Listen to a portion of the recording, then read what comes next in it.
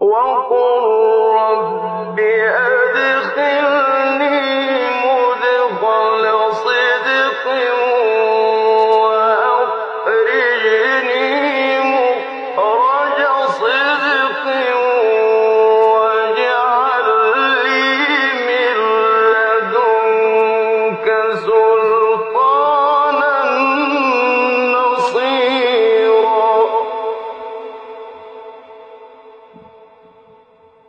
Chers frères et sœurs, jamais le Coran n'a laissé, il n'y a pas un sujet ou un domaine qui peut attirer un bien et un avantage pour les êtres humains sans que le Coran ne l'aborde et n'enjoint les musulmans à s'engager dans deux domaines.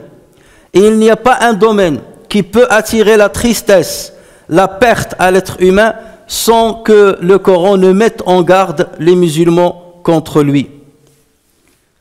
Elles sont très nombreuses, ou bien ils sont très nombreux, les choix que nous prenons tous les jours qui sont diamétralement opposés aux instructions de notre religion. Et tôt ou tard, ces choix-là, on va les regretter. Le jour où le regret ne servira à rien. Allah tabaraka wa ta'ala nous a bien montré que le fait de se soumettre à ses instructions, à ses conseils, ne peut que donner une belle vie ici-bas et une belle vie dans l'au-delà à celui qui écoute et qui obéit. Quant à celui qui s'en détourne, il ne peut qu'avoir une vie de malheur.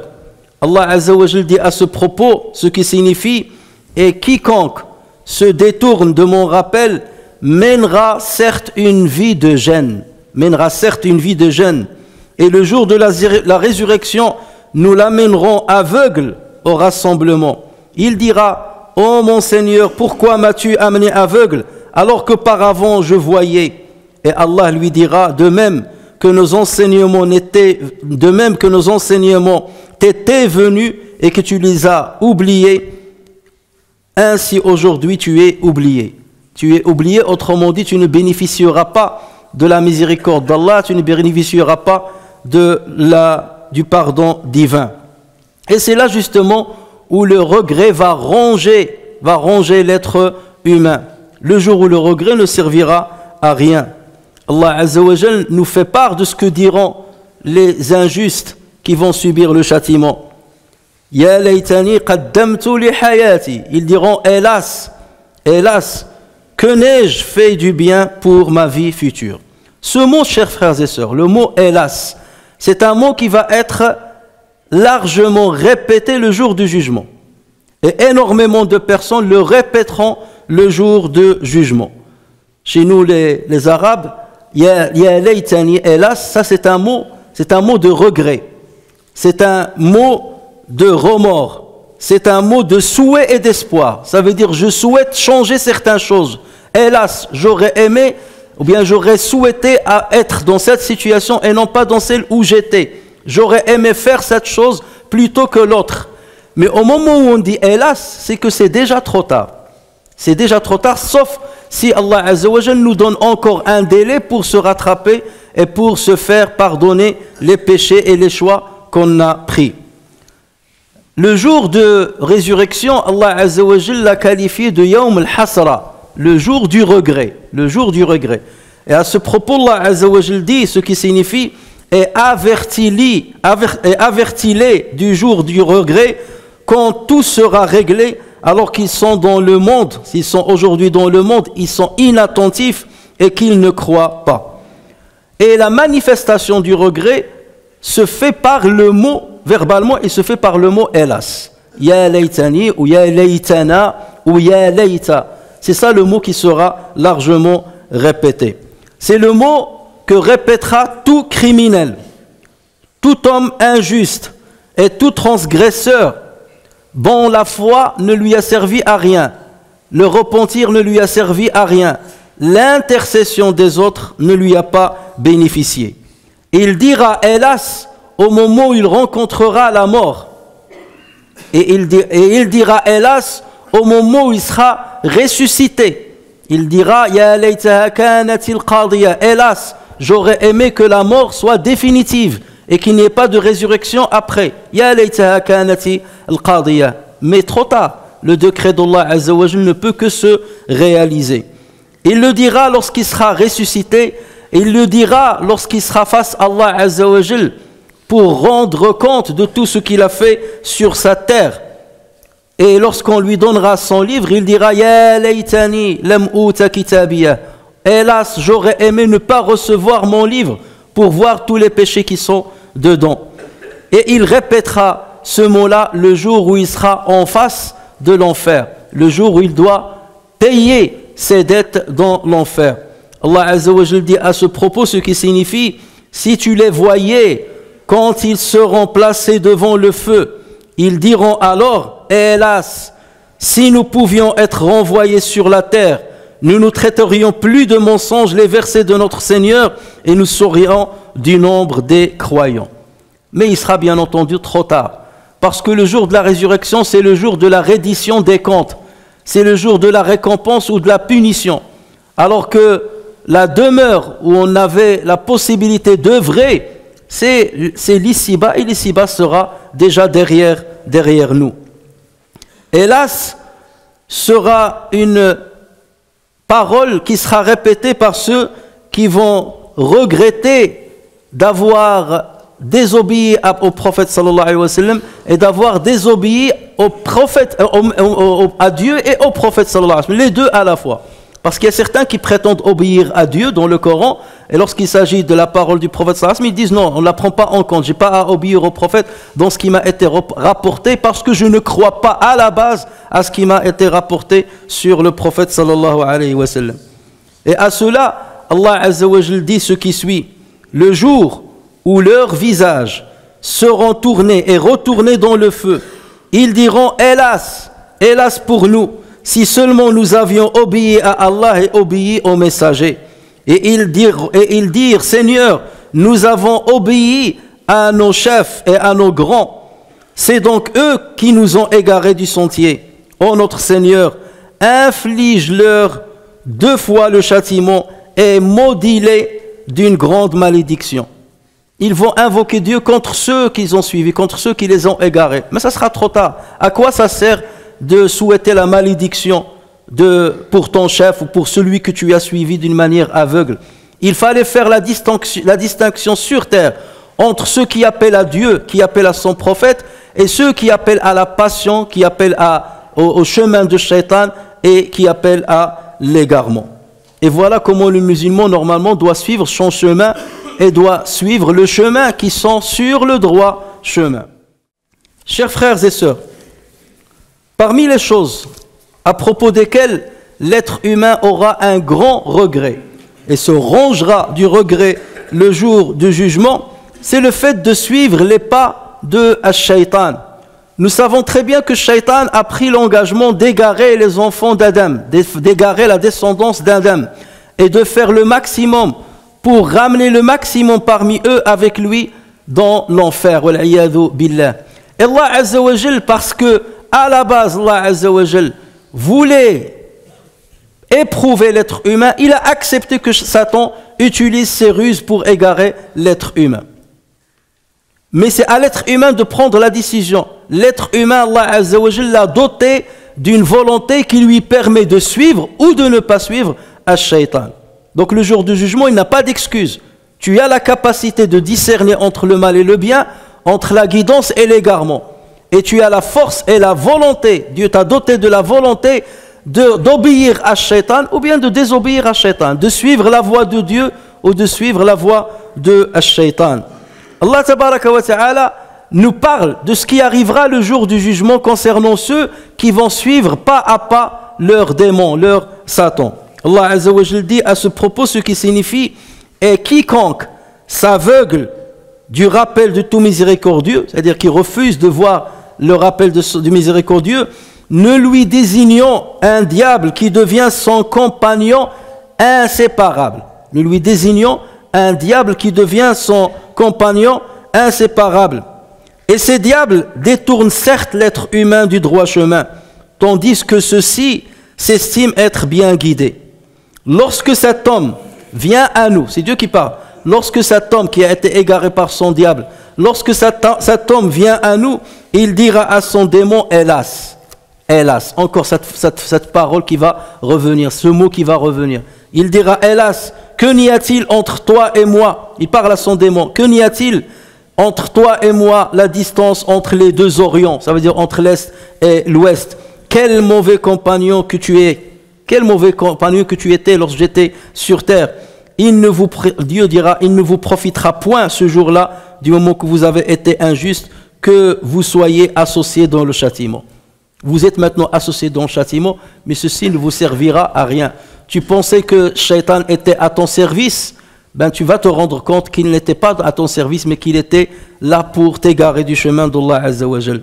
Ce regret, chers frères et sœurs, ne servira pas le jour du jugement, ne servirait à rien le jour de jugement, parce qu'Allah Azza wa Jal nous a mis en garde contre Shaitan, et il a insisté dessus. Plusieurs versets, plusieurs passages coraniques nous parlent et nous enjoignent de ne pas suivre Shaitan, de ne pas lui obéir. N'est-ce pas Allah Tabaraka wa Ta'ala qui a dit dans Surat Yasin, ce qui signifie « Ne vous ai-je pas engagé » le jour du jugement il dira ça « Ne vous ai-je pas engagé, ô enfants d'Adam, à ne pas adorer le diable, car il est vraiment pour vous un ennemi déclaré » Il nous le dira le jour du jugement. Ne vous ai-je pas prévenu qu'il est pour vous un ennemi juré? Et ne vous ai-je pas engagé à m'adorer? Voilà un chemin bien droit. Et parmi les choses aussi qu'on va regretter le jour de jugement, le fait d'avoir pris comme amis, comme compagnons de route, comme proches des gens qui sont dans l'égarement total, des gens qui sont aveuglés par la mécréance, qui sont aveuglés par la débauche. Et Allah Azza wa Jal nous a fait part de l'histoire d'un homme qui était à l'époque du prophète sallallahu alayhi wa sallam, qui s'appelait Uqba ibn Abi Mu'ayt. Cet homme-là s'est converti à l'islam. Il s'est converti à l'islam, bien que sa foi était encore titubante, il avait encore du doute. Mais il avait un grand ami qui était un des plus grands détracteurs de l'islam. Et lorsque ce dernier a entendu parler de sa conversion à l'islam, il est venu le voir. Il lui a dit, dès lors que tu as choisi l'islam et que tu as choisi le chemin de Mohammed, à partir d'aujourd'hui, tu n'es plus mon ami. À partir d'aujourd'hui, tu ne me verras pas et je ne te verrai pas. Et l'autre, il lui disait, mais non, mais tu sais que je suis très proche de toi, je suis lié à toi. Il lui a dit, ben tu n'as pas d'autre choix que de te séparer de cette religion, d'apostasier cette religion, te séparer du prophète. Ce n'est que là qu'on restera dans l'amitié que nous avions. Et là, il était devant un choix. La joie, la prétendue joie terrestre d'être à côté de son copain, de son ami, de son compagnon de route, ou bien de suivre la voie du prophète sallallahu alayhi wa sallam. Et il a fini par suivre la voie de son compagnon et il est revenu sur ses pas et il a apostasié l'islam. Et à son propos, Allah Azza wa Jal a révélé ce verset ces versets dans lesquels il a dit: le jour où l'injuste se mordera les deux mains et dira hélas pour moi. Encore une fois ce mot-là. Ya laytani. Hélas pour moi, si seulement j'avais suivi le chemin du messager. Malheur à moi, hélas, encore une fois, si seulement je n'avais pas pris un tel pour ami. Il m'a en effet égaré loin du rappel après qu'il me soit parvenu. Et le diable déteste l'homme après l'avoir tenté. Et le diable déteste l'homme après l'avoir tenté. Cet exemple doit être une leçon pour nous autres musulmans. Pour ne pas être dans ce cas-là, pour ne pas répéter ce mot-là, hélas, pour ne pas le répéter le jour du jugement. Et c'est pour cela justement qu'il faut couper pont et couper toute relation avec des personnes qui ne sont pas sur le droit chemin, ou des personnes qui nous influencent négativement, ou des personnes qui nous empêchent de nous élancer dans le chemin d'Allah Azza wa Jal et de continuer dans le chemin d'Allah Azza wa Jal. As-sahibu sahib, l'ami, c'est quelqu'un qui aspire. Et donc beaucoup parmi nous, après avoir découvert la vérité, après avoir découvert Dieu, après avoir découvert l'islam, ils peuvent parfois se trouver aspirés par leurs compagnons de route vers l'égarement et vers la débauche. Le mot hélas, chers frères et sœurs, c'est un mot que nous disons sur terre. Que nous disons sur terre. Beaucoup de nous le disent. Lorsque tu vois quelqu'un qui jouit de certains biens et de certains avantages dont tu es dénoué, que tu ne possèdes pas, tu espères être à sa place. Tu espères être à sa place. Tu dis, hélas que je sois dans cette situation-là. J'aurais aimé être comme un tel, ou comme dans sa richesse, comme un tel dans sa notoriété, comme un tel dans sa force, et ainsi de suite. Combien de fois on dit, Ya laytani, hélas, j'aurais aimé être comme un tel. Et Allah Azza wa Jal nous fait part de ce mot-là lorsqu'il se dit injustement, et de ce mot-là lorsqu'il se dit justement, à juste titre. Il se dit à juste titre lorsque tu veux ressembler à un pieux. Tu dis, hélas, moi je suis un peu égaré, j'aurais aimé être comme celui-là. Tu dis, hélas, lorsque tu vois que tu n'as pas dépensé assez d'argent comme l'a fait une tierce personne. Et dans ce cas, tu dis, hélas, j'aurais aimé avoir plus d'argent pour donner autant que ce qu'a donné un tel. Ou hélas, j'aurais aimé avoir beaucoup de savoir pour l'utiliser et le propager comme le fait telle personne ou telle autre personne. Et là, j'aurais aimé avoir la force pour l'utiliser dans la bonne voie afin d'aider un tel, d'aider les uns et les autres, ceux qui sont dans le besoin, comme le fait un tel et un tel. Dans ce cas, le mot hélas, oui, il convient de le dire. Mais lorsque tu dis hélas, j'aurais aimé être comme ce riche-là, comme sa célébrité, comme cet égaré, comme ce pervers-là, là, bien entendu, tu es dans l'égarement le plus total.